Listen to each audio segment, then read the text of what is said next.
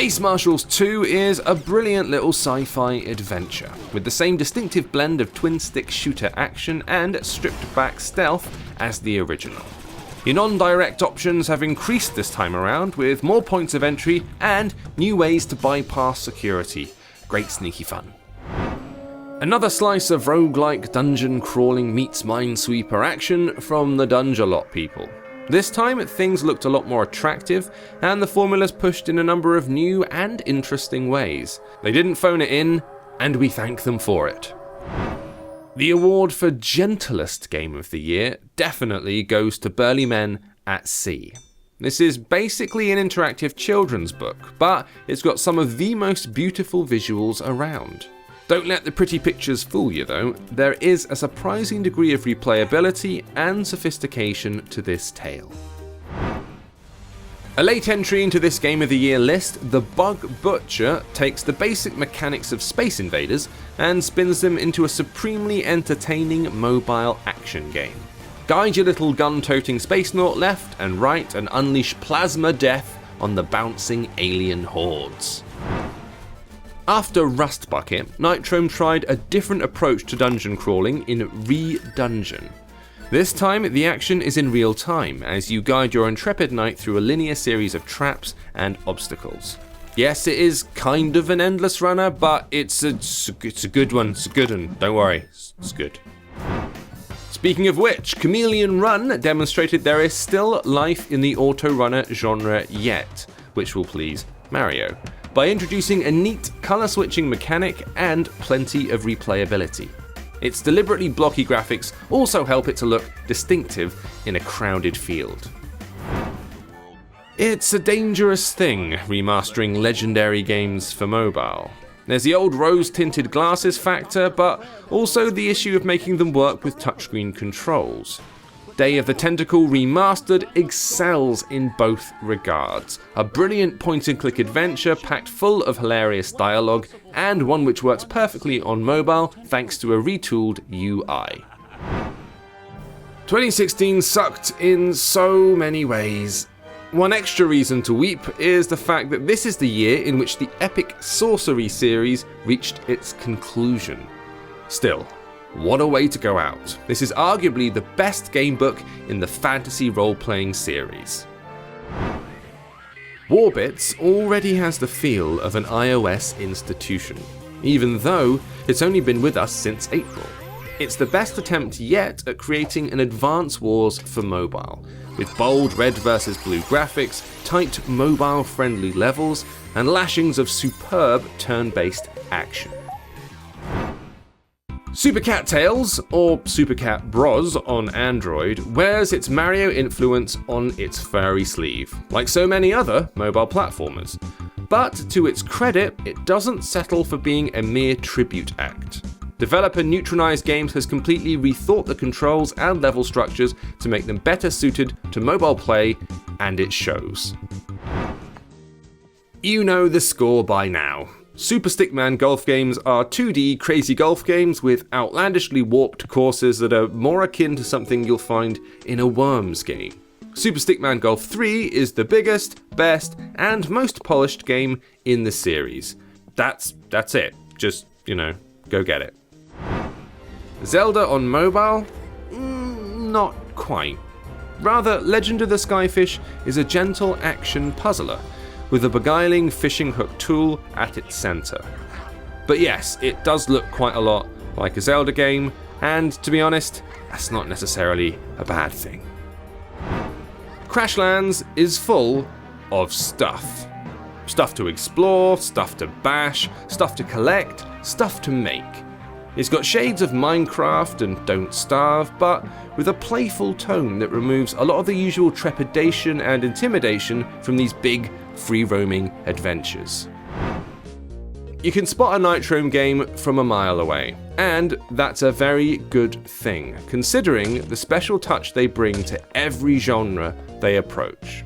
It's quite a skill, and one that's on display with Rust Bucket. Ostensibly a roguelike dungeon crawler, Rust Bucket soon emerges as a delightfully bright and bouncy turn-based puzzler. It's a bit like Ending, only slightly bonkers. Indulge your inner Mickey from Rocky, or if you're young, Rocky from Creed, and supervise the rise to glory of a struggling mixed martial artist. What could have been a fairly rote management game is handled with a quirky sense of humour and considerable charm in Punch Club. Anyone who thinks that adventure games talk too much is clearly on the same wavelength as Amanita design. Samarost 3 is the developer's latest example of delightful show-don't-tell questing. Just like Machinarium and Botanicula before it, the game has you solving gentle cause and effect puzzles and indulging in charming word-free dialogue with a cast of benign creatures in space. Simultaneously serene and sublime. Here we have a console conversion that felt native to mobile the moment it appeared. Severed is a strange first-person dungeon crawler game with a swipe-based combat system that calls to mind both Fruit Ninja and Infinity Blade. Severed's touch-based systems make perfect sense on a smartphone or tablet, and it doesn't hurt that the game's actually really good and incredibly pretty.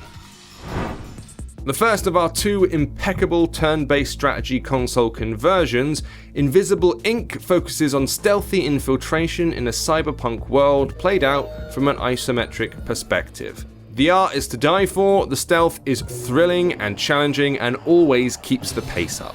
This game was made for tablets. PC/console port number 2, SteamWorld Heist is one of those conversions that feels like it always belonged on mobile. It's a 2D turn-based strategy game with a beguiling cartoon steampunk aesthetic. The joy comes from raiding spaceships for loot, customizing your lovable robot crew, and scoring the perfect ricochet headshot on your enemies. It's almost too good. Creating a successful spin-off of the enduring, all-conquering Clash of Clans was always going to be a tricky thing to pull off. But Supercell pulled off something remarkable with Clash Royale. It's a brilliant game in its own right, presenting a new and distinctive twist on both the tower defense and MOBA genres, with a little card battling thrown in for good measure. Admit it, you're probably still playing it now. Who knew that what digital pinball really needed was a structural shift towards the endless runner genre? That's pretty much what Pinout is, a constant climb up a neon-drenched pinball table. It's a simple twist on the old pinball gameplay, but a powerful one, resulting in one of those endless gameplay loops that it's really tricky to pull yourself away from. Just start it and see what we mean. The first Banner Saga was a winner. It's no surprise, then, that creating more of the same, only a little bit better, would result in another top-notch game. Mixing a compelling Norse-inflected mythology with genuinely meaningful narrative decisions, beautiful animation-style graphics, and tense tactical RPG combat, Banner Saga 2 was destined for greatness. This card-based choose-your-own-adventure game hooked many of us back in August, even those of us who don't particularly warm to narrative-led games. You can thank the game's wicked sense of humour, surprising range of outcomes, clever generational rules, and intuitive Tinder-like control system. There really is more here than meets the eye. It's genuinely worth a go. We'd already seen 2 Go games by the time that Deus Ex Go hit the market. But Square Enix Montreal's third effort had a distinctive flavour borrowed from its source material. This time you could sneak up on robots and hack terminals to turn the odds in each intricate clockwork level to your advantage. Plus, it still looks as incredible as the previous games and plays just as well too. Basically, brilliant.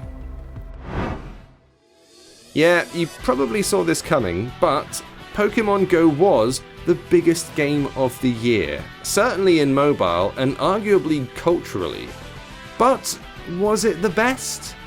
Well, the important thing here is to note that all of us on the Pocket Gamer and AppSpy team, without exception, played and enjoyed Pokemon Go to some degree, despite our very different tastes. It's also worth reiterating how well put together Niantic's augmented reality collect-em-up is. With virtually no barrier to entry and a compelling flick-to-capture mechanic, that truly captures the essence of what Pokemon was originally about, and brings it into the real world. It caused traffic jams, it had fathers and daughters and mothers and sons all playing together. We've never seen anything quite like it. It's not perfect, and there's plenty you can pick holes with, but as an experience that captured our imagination in 2016 on mobile, Pokemon Go. It's gotta be. Wait, jump. You might have noticed the absence of a certain red-hatted plumber. Now, it came out too late to officially make our Game of the Year list, but it would be ridiculous if we didn't give an honourable 2016 mention to Super Mario Run. Not only would it have certainly made the list if it had launched a few weeks earlier when we were deciding this, but it's also one of the most important games of the year. Nintendo finally chose to make a game for another hardware platform, and it chose mobile. That is significant. More importantly though, it's just a really great auto-running platformer, full of ingenious ideas and deceptive depth. But you play it with one hand. Nintendo has nailed its debut run through the hazard-strewn mobile gaming landscape on its first go. Welcome to mobile, Nintendo. Now, don't be a stranger, yeah?